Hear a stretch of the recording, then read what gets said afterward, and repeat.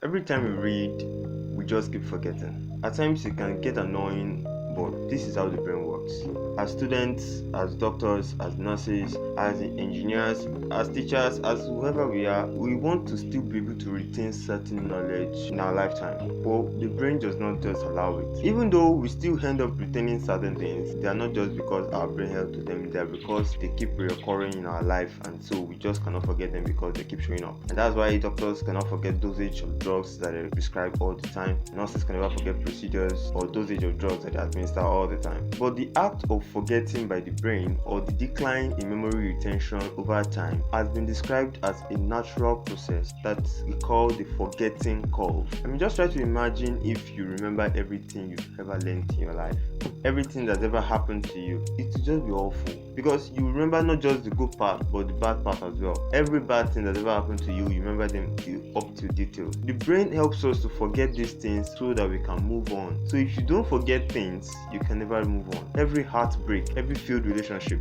everything, you just keep remembering everything. You can never move on. You get stuck in the past. And so the fact that your brain is forgetting, you should be happy about that. There are people in this life who don't ever forget things that ever happened to them, and they're never happy about it. You need to forget so that you can create space for new experience, and just so you can move on with your life. But to talk more on the forgetting curve, so because the way you can get better at remembering things particularly is to know how well the brain forgets things. This is a study by the German psychologist Hermann Ebbinghaus. He brought up the forgetting curve, and the forgetting curve simply is a very simple curve: the memory retention and the time. And when you read a new concept in 24 hours, you probably lost about 30% of the concept you learned. And then if you extend that to a week, you are probably only left with less than 10% of that concept. And all of this still depends on certain factors like the difficulty of the concept, familiarity, stress, sleep, the brain type. Yeah, people do have different brain types. If you want to know more about that, I'm going to link it up in the video. And there are also certain external factors that can also be distracting and make you easily forget things. I'm sure you know about those. But there are still some memory that can tend to stay for long.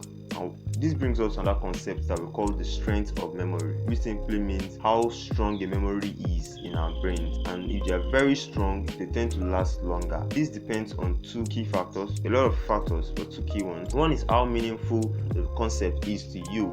That is, if you understand a concept you are learning, you relate very well to it, you're likely to remember it for longer. If you don't relate well to it, then you can easily forget it. The second aspect is how reoccurring it is. If a concept reoccurs more often, then you are likely to remember it for longer. It's just like how the nurses and doctors work. Because they keep coming across certain types of drugs, certain kinds of diseases, certain kinds of diagnoses, patients, and experiences, they just cannot forget certain drugs and their dosage and diseases and their diagnosis and the kinds of symptoms and all of that stuff. Is because they keep reoccurring to you. Same goes for every other profession as well as students as well. There are certain things that me personally, ever since there are still so many topics in my chemistry, physics that I still solve up to date. Not because my brain is special, but because they have been reoccurring to me over time. After school, I taught a lot of classes on them, and then even till now, people still ask questions on them, and so it tends to reoccur to me all the time. I revisit it all the time, and so even up to now, I still remember them very well. In fact, now it begins to feel like it's going to last for a lifetime. I hope so. But you get the point. If it keeps happening to you, you keep remembering them. How do we really stop forgetting? That's why you are here in this video, right? Well, before I go further, I forgot to introduce myself. I'm Fad, and I'm a nursing student here in Nigeria. If you're new to this channel, subscribe.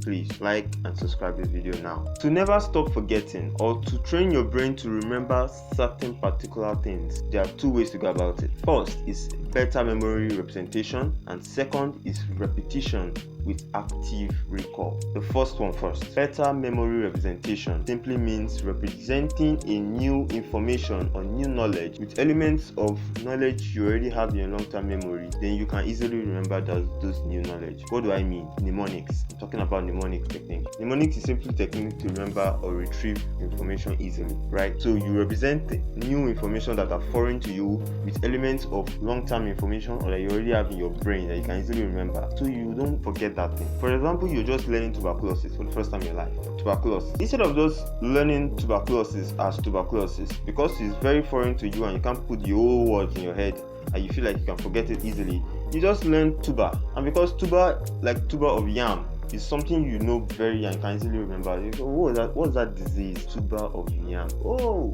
tuberculosis. That's mnemonic. Now there are so many forms of mnemonic. You can be in auditory, you can be in visual, you can be in kinestics, anyhow you like it. But the most commonly used are usually the auditory, and where we have the short poem. Like I learned the first 20 elements in my secondary school with poem.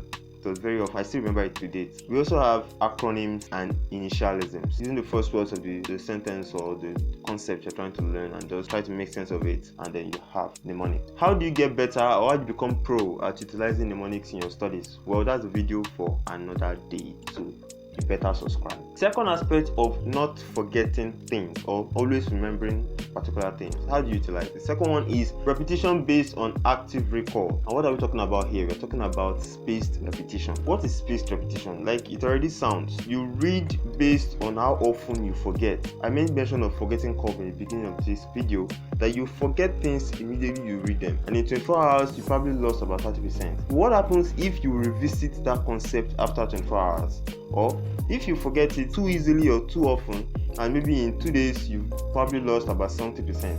You revisit that concept in 2 days and then return it back to 100% in your brain. The next time it goes, you start losing it, the forgetting curve become more flattened than earlier. Forget it at a lesser rate this time around. After another maybe 2 days or a week, you revisit that same concept and take it back to 100% in your brain in detail, and then the curve become even flattened. Now it will get to a point that the curve will be so flat that you never forget it for about a year, and you only need to come back to it after a year and a half or 2 years, and so you remember it for a very long period of time. So that is simply what spaced repetition is. It can be very useful for doctors, nurses, engineers, professionals who want to retain knowledge for a very extended period of time. As students, you also want to be able to use this in your studies. How do you use it?